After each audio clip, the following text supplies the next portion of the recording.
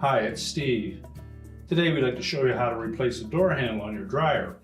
It's a really easy repair. Let me show you how we do it.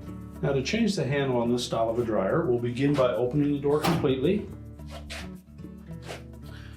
Then we'll remove the 2 screws that secure that handle to the inner door panel using a number 15 Torx screwdriver.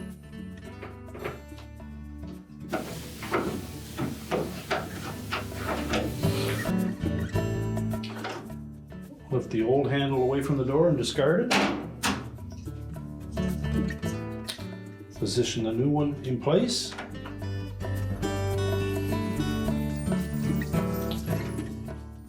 And then just reinstall the retaining screws.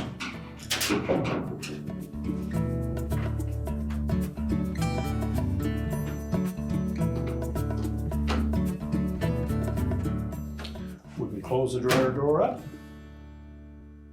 and your repair is complete.